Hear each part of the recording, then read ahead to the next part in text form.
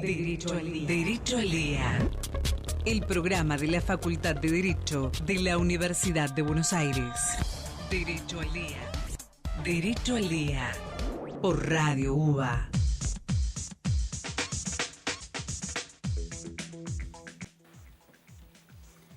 Buenas noches, iniciamos así Derecho al Día, el programa de la Facultad de Derecho. Mi nombre es Juan Seda y estoy aquí con mi compañero y amigo Leandro Vergara. ¿Cómo te va, Leandro? ¿Qué tal, Juan? ¿Cómo estás? Bueno, es una linda noche, tenemos para reflexionar y tenemos una invitada muy especial.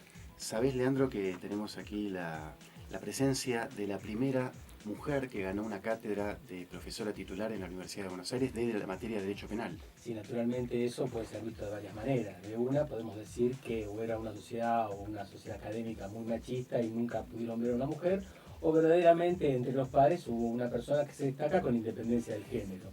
Vamos a preguntarle entonces a nuestra invitada de hoy, que es doctora en Derecho, ya dijimos, titular de cátedra de Derecho Penal, la doctora Mari Belov. ¿Cómo te va, Mari?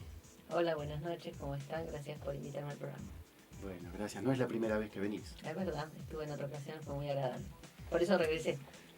¿Cómo responderías a esta inquietud que plantea Leandro sobre si es una materia machista, Derecho Penal, como para que recién ahora haya una mujer titular de cátedra?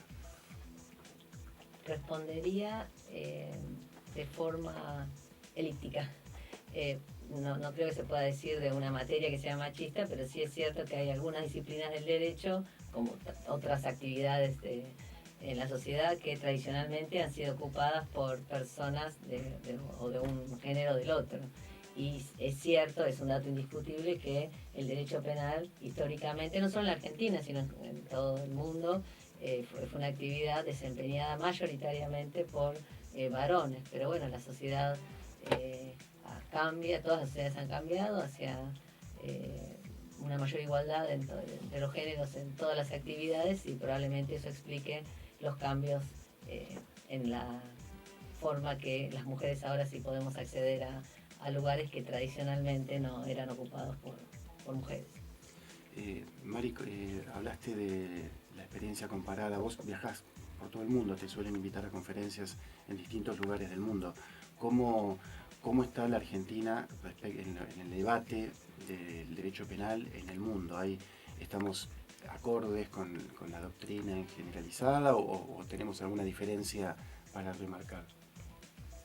En estos últimos años, el debate penal argentino si se quiere, se ha separado de lo que es el debate internacional. Es cierto que hay diferentes escuelas, hay diferentes corrientes, hay diferentes puntos de vista, pero por momentos algunas discusiones que tiene la Academia Penal parecen estar un poquito atrasadas. A ver. Les explico. De pronto se instalan algunas discusiones con algunos enfoques que en el mundo ya son discusiones que están superadas. Contanos, Por ejemplo, algunas cuestiones vinculadas con si la pena estatal, la pena del Estado sirve o no. Entonces, si es preciso que exista el derecho penal o no.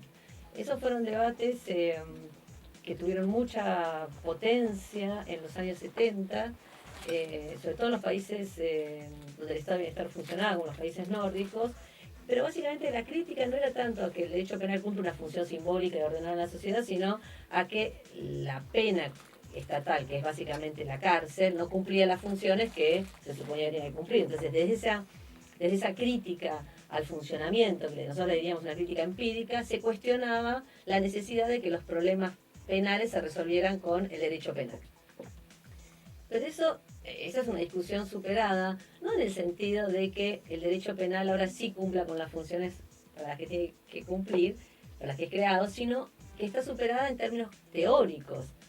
De hecho, fíjense que hay un código penal mundial, un tribunal penal del mundo, hay delitos que se consideran tan graves que no importa el lugar donde se hayan cometido, otros países los pueden juzgar, me refiero a los crímenes de lesa humanidad. Entonces, a nivel mundial, y esto está expresado con mucha claridad en el derecho internacional de derechos humanos, se confía en que para que los hechos más graves es útil recurrir al derecho penal. Otra la discusión es cómo ese derecho penal debería llevarse adelante o cómo deberían cumplir las condenas los perpetradores para realizar otros fines como su reintegración social, los fines de justicia, etc. Ese es un debate que, le digo, la evidencia es clara, hay una fiscal del mundo. Sin embargo, en la Argentina, a veces en el ámbito académico aparecen estas discusiones que además nos distancian de la sociedad. Porque la sociedad argentina no entiende qué es lo que debaten los académicos. Yo voy a tratar de ponerme como en la sociedad argentina típica que le cuesta entender las cosas, solamente al solo fin de digamos, promover el desarrollo de estas ideas tan interesantes. A ver, una cosa sería que la pena como utilidad, como función en la sociedad, ¿sirve o no sirve? Si sirve o no sirve, uno puede decir, bueno, ante la imposibilidad de que sea útil, lo que sirva, lo que sea, bueno, no lo apliquemos. Otra es, sirve o no sirve, igual hay que aplicarla, igualmente el Estado tiene que ocuparse de sancionarla. Entonces ahí se genera una función compleja, porque es que el Estado desarrolla una actividad cuya utilidad no se entiende bien para qué es. Entonces ahí es donde me pregunto, ¿y cómo se enlaza esto en el debate de la sociedad actual, donde la gente discute si sirve o no sirve la pena, mayor garantismo, malentendido? Estamos hablando este es un público de radio, masivo, en general.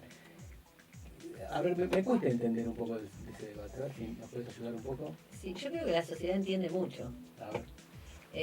Y justamente los problemas penales, a diferencia de otras áreas del derecho, son en su esencia problemas que la sociedad claramente capta porque están muy conectados con las intuiciones básicas de la sociedad.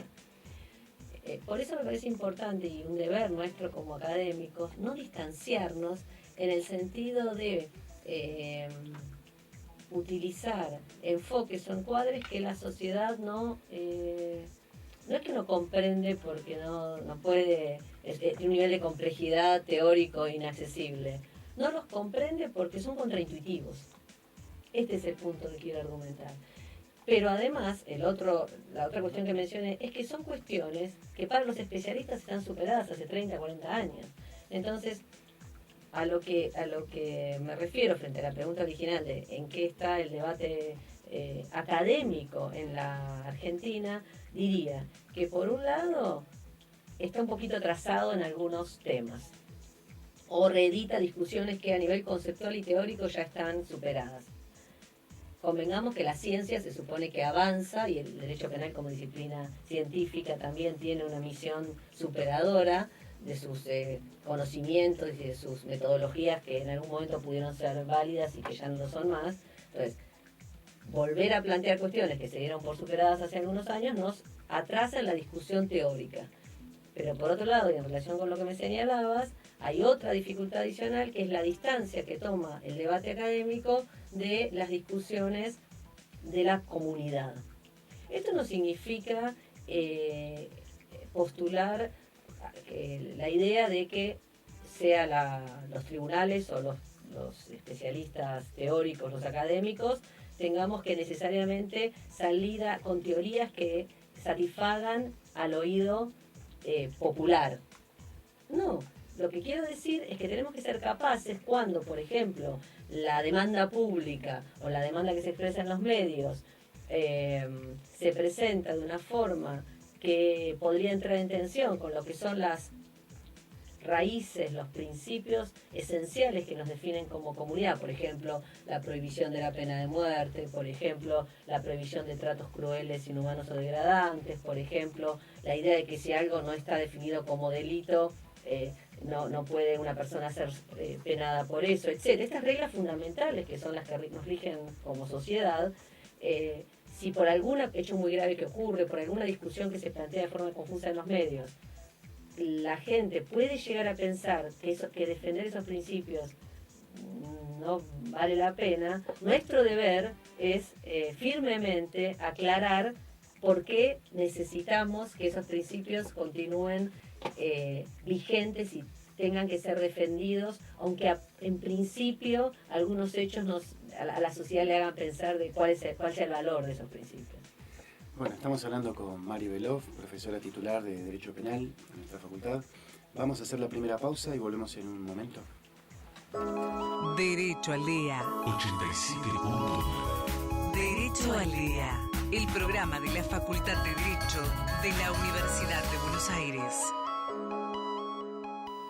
Continuamos entonces en el programa de la Facultad de Derecho, hoy con la presencia de Mari Belov, profesora titular de Derecho Penal. Mario, recién hablabas de principios esenciales, podríamos decir, del derecho penal. Quizá podrían ser los llamados los principios liberales, ¿no? El principio de legalidad, el debido proceso. Te quiero preguntar por algo que hace un momento Leandro te empezó a sugerir sobre la internacionalización del derecho penal que mencionaste y sobre la constitucionalización del derecho penal, algo que, bueno, en derecho privado lo conocemos bien, pero queremos tu perspectiva desde el derecho penal.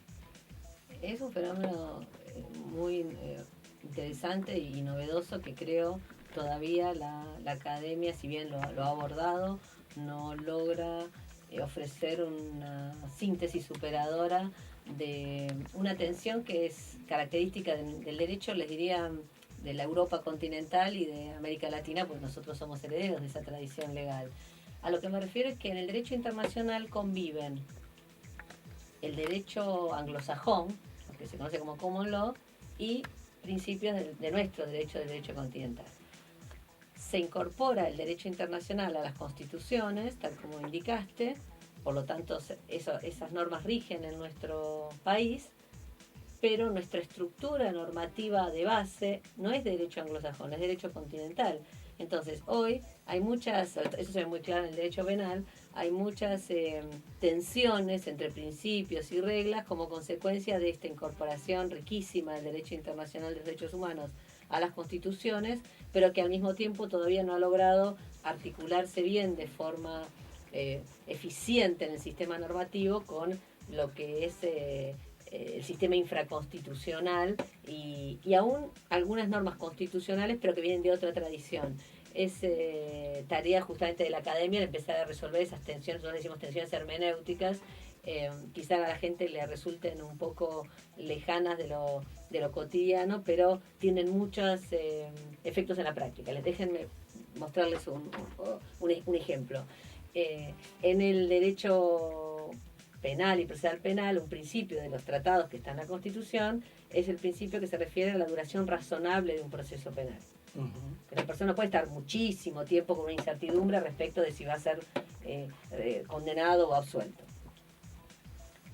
Al mismo tiempo, y esto viene de los sistemas anglosajones donde los juicios penales se resuelven con relativa rapidez. Al mismo tiempo, hay una garantía de que la persona que está en un proceso penal y sobre todo condenada, tiene derecho a recurrir todas las medidas provisorias o definitivas que le causen un perjuicio grave. Esta garantía que se llama derecho al recurso viene, que también está en los tratados, viene de la tradición del derecho continental, de nuestra tradición. Fíjense ahí cómo se ve claramente la tensión entre poder recurrir muchas cosas que llevan tiempo y extienden los procesos y al mismo tiempo la garantía del derecho al plazo razonable. ¿Por qué está la tensión? Porque vienen de dos sistemas diferentes. ¿Qué tenemos que hacer los teóricos y la jurisprudencia? Encontrar una interpretación que potencie las garantías, pero que no las anule. ¿Y cómo se hace para armonizar lo que se llama razonable, cuya duración, digamos, no está prevista, digamos, en su definición estructural? Porque lo razonable, por definición, no se sabe cuánto es. Entonces, ¿cómo se baja de lo razonable, de ese principio abarcativo, abstracto, casi diría hasta indeterminado, hasta una regla clara en la que se sepa cuánto es razonable? O qué debe prevalecer, porque en definitiva me parece que eso está en tensión. Ese es un buen ejemplo de la pregunta que planteas. Me recuerda a los casos de bases eficaces de incorporación del derecho internacional en lo que es el derecho nacional. Por ejemplo, lo que fue la reforma procesal penal latinoamericana. Todos los países latinoamericanos cambiaron su justicia penal en los últimos 20 años para salir de sistemas, este debate que un poco se da a nivel federal en este momento, para salir de sistemas inquisitivos, se llaman antiguos, a sistemas acusatorios. Debo de todos modos aclarar que en los países son procesos que llevaron muchísimos años y que tienen una enorme complejidad, sobre todo en países de las dimensiones de población territorial de la República Argentina. Pero más allá de esta cuestión, la forma en la que se resolvió el tema del plazo razonable fue poner en los códigos procesales, fijar la duración. Se decide, de acuerdo con las características de cada jurisdicción, cuánto tiene que durar un proceso penal, ¿Cuánto tiempo puede estar una persona con una prisión preventiva? Se determina en la ley, no está en el tratado, pero se lo fija en la ley. Si el tiempo de prisión preventiva vence, como es el régimen vigente, la persona obtiene su libertad. Si vence el tiempo del proceso, el proceso fenece a los fines para los que fue iniciado. Pero no corres el riesgo de dejar en libertad a alguien que tenga peligro de fuga o que entorpezca la investigación de esa manera. O sea, no provocás justamente el efecto que planteabas al principio de esa tensión entre los objetivos de la norma y las garantías del proceso. Hay una tensión que ahí sería sí la tensión que creo que a la que nos referíamos antes, en el sentido de lo que la sociedad interpreta, o sea, una tensión entre las garantías de la persona sometida al proceso, como le llamamos imputado, o las garantías de la sociedad de vivir tranquila. El punto es que el que está obligado a asegurar las dos cosas es el Estado. Entonces el Estado tiene que hacer las dos cosas. No le podemos hacer cargar al imputado la incompetencia del Estado para investigar dentro de un plazo que está previsto en la ley. Fue el propio Estado el que se fijó ese plazo. El Estado no puede argumentar, no pude cumplir, entonces déjenlo un tiempo más. El Estado tendrá que tomar las medidas para cumplir en ese plazo que se fijó a sí mismo para llevar adelante las investigaciones. Ahora, ¿cuánto hay de voluntaristas o de principios que puedan influir en el sistema cuando ya tienes una regla clara y concreta que fija cuál es el plazo, por ejemplo, hablando de plazo razonable? Porque si la regla ya está fijada, la declaración del principio de razonabilidad queda como algo medio voluntarista. No sé, pregunto. Lo que pasa es que se llega a la regla del plazo porque el principio estuvo antes. Sí, en realidad hay como un proceso histórico. Primero los procesos eran muy largos, se fija la regla de plazo razonable para después ponerle plazo determinado.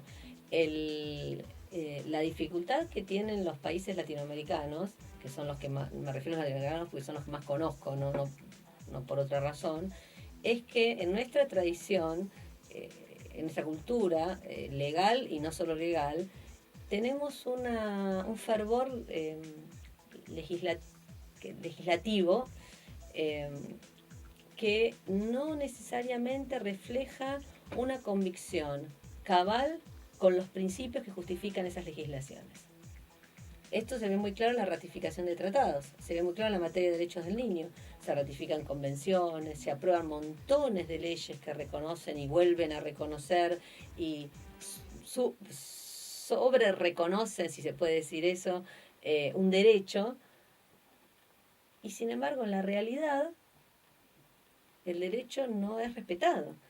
Entonces parecería, disculpen que me extendí, que a veces la actividad intensamente legislativa en estas materias de reconocimiento de derechos es muy necesaria, pero a veces parecería funcionar como un fuego artificial o como un efecto placebo para presentar a la sociedad la idea de que nos estamos ocupando de ese tema cuando en otros órdenes que son directamente relevantes para esos temas no se toman las medidas que se tienen que tomar.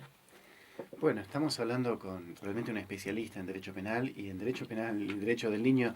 Si les parece, vamos a hacer la segunda pausa y después retomaría el tercer bloque con este tema que abrió Mari. De los derechos del niño, la delincuencia penal juvenil y todo lo que hay detrás de eso. Bueno, seguimos en un momento. Derecho al Día. 87.9. Derecho al Día. El programa de la Facultad de Derecho de la Universidad de Buenos Aires. Con Mari Veloz, profesora titular de Derecho Penal, primera profesora titular que gana este cargo por concurso en la Universidad de Buenos Aires, pero también una gran especialista en derechos del niño. Has trabajado, Mari, en cuestiones de legislación y desarrollo de programas sobre derecho penal juvenil. Quisiera también pedirte una opinión sobre este tema, la situación actual de la materia, no solo en la Argentina, sino en la región, porque te han llamado de distintos países para asesorar. Es un escenario interesante para continuar la conversación que teníamos hace un rato, en el sentido de que justamente en la materia de derechos del niño, como consecuencia de un tratado internacional que junta las cosas, todos los temas que hablamos hasta ahora, se cambiaron todas las leyes vinculadas con la condición legal de los niños en todos los países. y en la Argentina a veces se critica que alguna ley pueda ser antigua, pero la jurisprudencia de la Corte Suprema la interpretó de forma muy moderna y además las provincias cambiaron sus legislaciones. De modo que es un terreno en el que se puede hacer un experimento interesante para evaluar en cuanto considerar al derecho internacional solo como una exigencia de cambiar leyes, ¿sirve o no sirve? Entonces, esa es la pregunta, porque esto es un terreno en el que eso pasó. Hay una norma internacional que es la Convención sobre Derechos del Niño y otro montón de normas que acompañan, que la Corte Interamericana llama el amplio corpus juris de protección de derechos humanos de niños, y ese corpus juris, esa cantidad de normas, obligó a los países a cambiar su legislación. La pregunta es, después de eso, ¿cómo están los niños en los países? ¿Los niños necesitados de protección o los niños delincuentes? Y en ese punto se pueden sacar algunas enseñanzas bien interesantes para ponderar cómo deben interpretarse los tratados en términos de obligaciones a los estados para no quedar en lo que yo llamo el reduccionismo legal. Esto es, firmo un tratado, cambio leyes. Claro, yo pienso en reduccionismo, pienso en un alumno que está escuchando este programa y dice, bueno, pero a ver, ¿cómo es? La imputabilidad, ¿tiene alguna relación, la edad, por ejemplo, tiene alguna relación con la consideración de este régimen juvenil? Absolutamente. Es un tema... De hecho, un fenómeno que pasó en América Latina fue que en nombre de los derechos de los niños se redujo la edad penal en todos los países menos la Argentina. Ah, interesante. Entonces hubo como, ahí está, un enfoque que en algún momento, hace un cuarto de siglo, parecía necesario para constitucionalizar los procedimientos que se seguían contra los menores, pero al final el efecto fue, la solución fue un problema porque se empezó a tratar a los menores de forma muy parecida como se trata a los adultos. De modo que en lugar de conseguir que haya menos muchachos en el sistema penal, que se reduzca la violencia, hoy hay, con las garantías formales que tiene el derecho penal, que son muy necesarias, pero hay muchos más muchachos privados de libertad y muchachas. El nivel de violencia de los jóvenes hacia la sociedad y de la sociedad a los jóvenes ha aumentado considerablemente y no se ha puesto el foco en otras cuestiones vinculadas con la delincuencia juvenil, por ejemplo el tema de la prevención. Mi tesis es que eso pasó porque la interpretación que se hizo del derecho internacional en América Latina es reduccionista. Entonces, solo nos preocupamos a partir de qué edad y por cuánto tiempo puede un chico ir preso. Pero no nos preocupamos por lo que nos mandan los tratados, que es qué es lo que hay que hacer para que un chico no se meta en problemas penales. Entonces, el enfoque condiciona la intervención. ¿Y son debates excluyentes o complementarios? Son debates complementarios. Claro. Son debates complementarios. El punto es que no se los planteó de forma complementaria, se los planteó de forma excluyente. Claro. Y más con esta perspectiva de placebo que nombraba Mari, de que a veces con la sola idea de cambiar el nombre de algo se piensa que se transforma las prácticas sociales.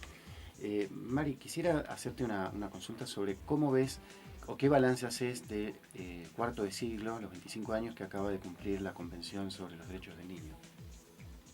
Y en la línea que conversábamos, creo que fue un tratado que tuvo una enorme fuerza performativa, un gran impacto en América Latina. En otras partes del mundo, aún del mundo no desarrollado, no fue interpretada como aquí, pero aquí tuvo una fuerza simbólica muy considerable, por lo menos para volver a discutir algunas cuestiones vinculadas con la relación entre los niños, el Estado, los adultos. Creo también que en ese fervor o en esa excitación no se tuvieron en cuenta experiencias que habían pasado, por ejemplo, en la América anglosajona o en la propia Europa respecto de lo que la teoría llama los modelos liberacionistas de la infancia. Esto es que por reconocer derechos a un niño se niegue su condición de persona que está creciendo. Y entonces, en ese empoderamiento necesario, pero que tiene que ser gradual y acorde a las facultades de un chico, se lo ponga en una situación equivalente a la del adulto. Un ejemplo es lo que les digo de este acercamiento de la justicia juvenil a la justicia de menores, que termina directamente con la reducción de la edad penal, como se pidió en Uruguay, que bueno, por un plebiscito que por poco no sale, y se está ahora en trámite en el Congreso de Brasil para reformar la Constitución y poder reducir la edad penal. Lo que quiero plantear es superar un enfoque de cierto infantilismo que a veces tenemos en los debates académicos, aunque se supone que deberíamos infantil en el sentido en el que se lo usa como algo poco desarrollado, o poco madurado, porque hay una tensión, volvemos a las tensiones, entre el reconocimiento de derechos y las responsabilidades. Entonces, a medida que se reconocen derechos, parecería que la persona tiene mayores responsabilidades. El punto, estamos hablando de niños, estos menores de 18 años, que tienen también legalmente una competencia limitada para algunos actos. Entonces, aquí empiezan a aparecer las cuestiones que la sociedad no entiende. Si está habilitado para votar, ¿por qué no tendría una habilitación plena para ser responsabilizado penalmente? Si, como dice el nuevo Código Civil, a partir de los 16 años se lo habilita al niño para tomar decisiones sobre el cuidado de su propio cuerpo como adulto, ¿por qué entonces tiene una protección tan intensa respecto de determinadas figuras, como el trabajo infantil o otras regulaciones como el grooming y los acosos por internet? Entonces, estas protecciones cruzadas que tiene el derecho a veces son difíciles de traducir a la sociedad, y a veces francamente reflejan una tensión en la misma autoridad legislativa respecto de cómo ve a los niños, si los ve como competentes o si los ve como incompetentes. Claro, pero esa ambigüedad o esa liminaridad no está un poco en la sociedad, que nos cuesta ver a determinadas personas con potencialidades para unas cosas, pero que a su vez no pueden ser lo mismo que los adultos. Sí, es cierto, refleja las múltiples miradas que tenemos sobre los niños. Ahora, como dato sociológico, tiene que ser estudiado, analizado, interpretado, hasta como dato antropológico, diría. El problema es que el derecho no tiene tantos matices, y a la hora de resolver, cuando las normas se cruzan, pone a los decisores en situaciones que francamente no saben para dónde. Y ahí viene la fórmula famosa del interés superior del niño. ¿Eso qué? Yo me pregunté, ¿qué es el interés? Y todos nos preguntamos. Pero sí, bueno. No, además es interesante, porque cuando sale el interés superior del niño, no sé, me hace acordar a tantos clichés. Es más, cuando alguien empieza a hablar de determinar, repite en una misma oración 2 o 3 veces de interés superior del niño, yo empiezo a dudar de que se estén considerando verdaderamente. No sé, es casi una proporción directa. Cuanto más se menciona, menos se lo protege. No sé, es como raro. Es así tal cual. Para mí es una fórmula que se utiliza justamente cuando las reglas no están claras. Y en definitiva la regla debería decir,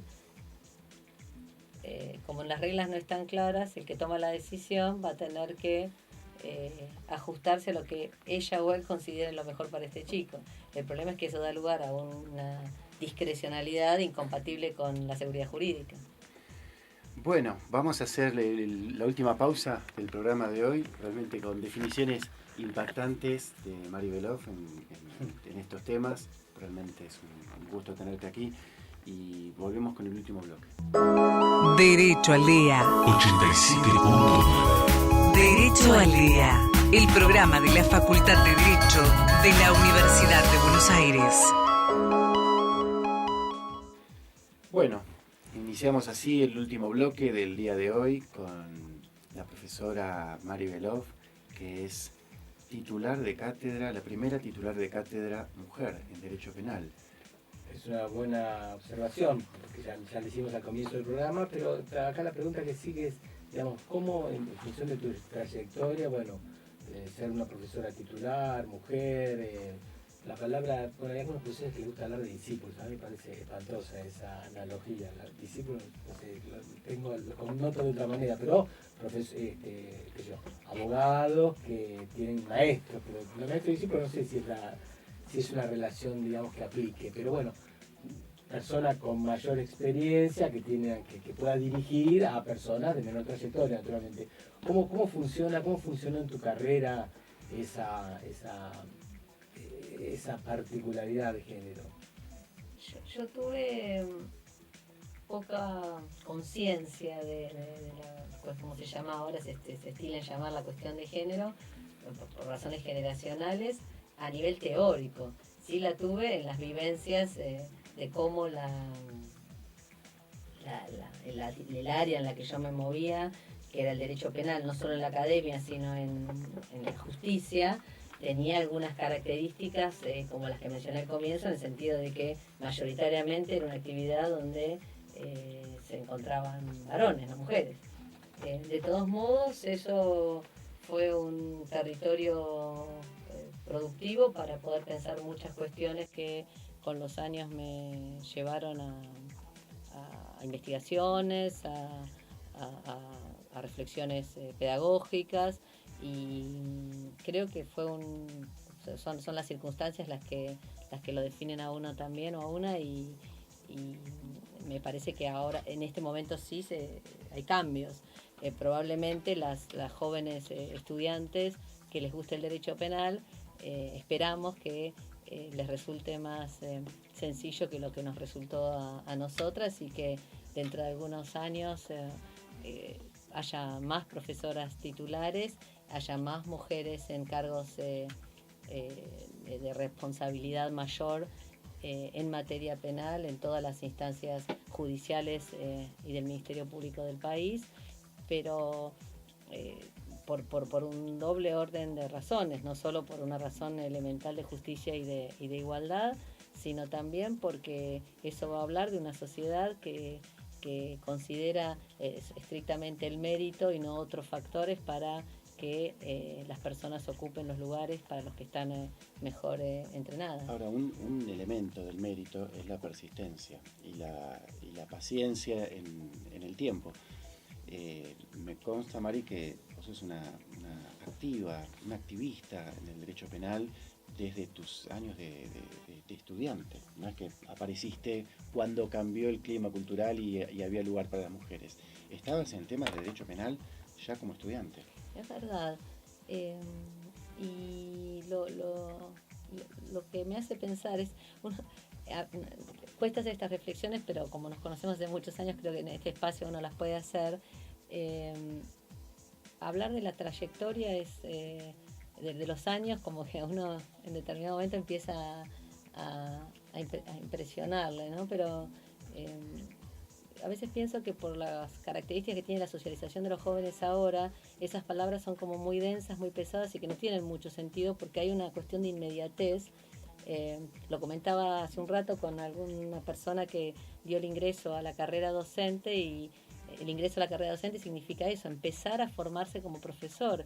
Y este joven abogado muy entusiasta y muy formado como estudiante recién graduado joven, él que ya consideraba que era un profesor. Y entonces tu pregunta me recuerda el camino. El camino que todos tuvimos que hacer y que es muy enriquecedor y que nos permite después hacer mejor las tareas para las que las instituciones nos eligen.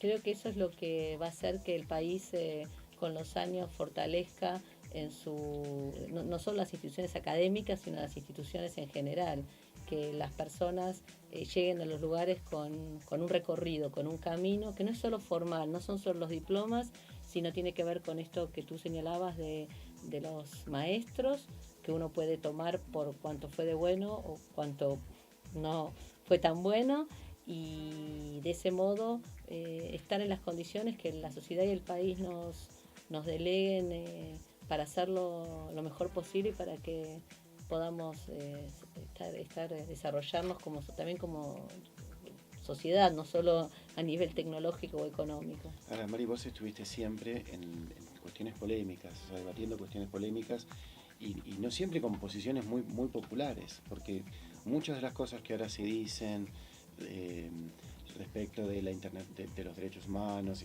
no eran hace 30 años, no eran tan aceptadas, incluso en el ambiente académico. O sea, queda un poco reducida o opacada aquella resistencia, porque o aparenta quedar opacada, porque hoy tus ideas de aquel momento son las ideas más corrientes, pero en su momento fuiste una pensadora contracorriente. Es verdad, alguien puede considerar que eso es propio de la edad. Tuve algunas oportunidades profesionales de muy joven, por las que estoy muy agradecida, también con mis compañeros de la facultad. Hicimos la revista No hay Derecho, que en ese momento era hablar de las ideas de Michel Foucault, o Derrida, o autores, el propio Ferraioli, hasta Carlos Nino y Raúl Zaffaroni debatían en No hay Derecho, y para mí fue una experiencia enormemente de formación, así como lo fue la revista tradicional de la facultad, que fue la revista Lecciones y Ensayos, que era en ese sentido muy conservadora. Bueno, vos estás dirigiendo una revista ahora, casualmente. La revista sobre enseñanza del derecho, que es academia. De todos modos me parece muy agudo, recojo el guante en el sentido de cómo uno se posiciona ya más grande cuando defendió ideas que no eran del mainstream, como se dice, de las mayoritarias, para poder pensar salirse de la comodidad de lo que es políticamente correcto. Y a mí me parece que ese es el deber del académico. A mí me parece que esa es nuestra obligación como universitarios. Complacernos y empezar a repetir todo lo que está a la moda y la sociedad quiere escuchar, sean en oportunidades las posiciones asociadas a un pensamiento más conservador, o como hoy se consideran posiciones asociadas a un pensamiento más progresista, si es que estas dos palabras todavía tendrá algún sentido unívoco para todo el mundo. Me parece que no es el lugar del universitario, no es el lugar de los profesores de la Universidad de Buenos Aires, que siempre tuvimos desde la reforma y desde los principios de la formación de la institución y todas las universidades nacionales en el país, un rol de vanguardia, de liderazgo para pensar para pensar el futuro, para pensar hacia dónde iba a tener que caminar esta sociedad, para proponer las soluciones de largo plazo, y en este sentido quedarse en el lugar confortable, de decir lo que la gente quiere escuchar para recibir el halago, el reconocimiento formal. Me parece que no es el lugar que nos corresponde. Es cierto que con los años, por razones obvias, quizás uno tenga menos energía y entusiasmo para dar esos debates, pero de todos modos creo que ese deber lo tenemos que cumplir hasta el día que nos jubilen. Claro, no puedo evitar, bueno, ya el tiempo se nos agota, evitar pensar, claro, una persona como vos, como muchos de tu generación, que por supuesto en su momento eran contracorriente, hoy ya, digamos, esa contracorriente, no sé si que quedó transmutada en una nueva corriente. Entonces, ¿qué deberíamos, o cuáles serían los temas hoy que nos resultan confortables, que no lo eran entonces, pero que a la vez seguramente serán revisados por las generaciones futuras? ¿Cómo puede hacer un profesor o una profesora para revisar este nuevo plano de confortabilidad? Porque habrá que convenir que muchas de tus posiciones y las de muchos otros que eran minoritarias entonces, hoy no lo son tanto. Yo diría que casi no lo son, en muchos casos. Entonces, ¿cuánto hay de lo confortable hoy que habría que revisar? ¿O cómo hace un profesor para revisar esos espacios de confortabilidad actual? Que tenemos y muchos. Tal cual. La primera obligación para mí es estar conectado con los debates que se dan en los grandes centros universitarios del mundo que están a la vanguardia. No podemos aislarnos, no podemos no conocer la literatura, no podemos no participar de las conferencias, no podemos solo hacer reuniones con nuestros amigos que nos invitan y nosotros los invitamos. Tenemos que estar enterados, como estaba la universidad a principios del siglo o a mediados del siglo, de cuál es la discusión de vanguardia en todos los centros universitarios del mundo. Este es el primer deber, aunque tengamos que ir como oyentes, aunque no seamos los conferencistas magistrales. Me parece que esto es fundamental. Por otro lado, mantener la conexión con la sociedad, y en este sentido nuestros estudiantes no de posgrado, los estudiantes de grado son para mí la conexión fundamental. Y por otro lado, quizás se me ocurre ahora que me lo preguntas así, aflojar un poco con el narcisismo, porque el rol de profesor tiene mucho de eso, y hay que salir de la zona de confort.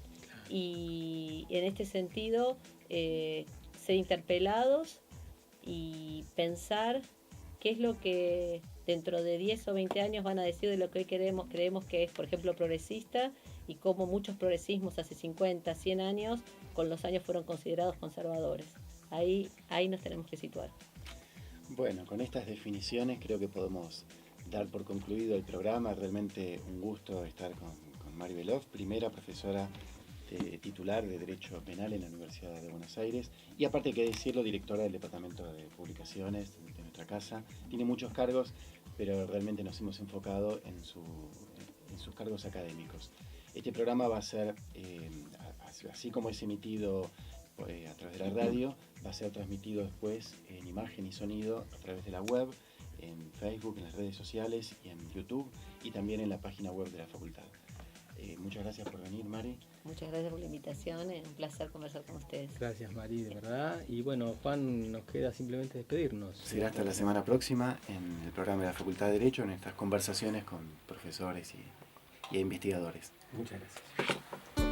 Derecho al Día 87.9. Derecho al Día, la Facultad de Derecho de la Universidad de Buenos Aires en Radio UBA. Radio UBA 87.9, la radio de la Universidad de Buenos Aires.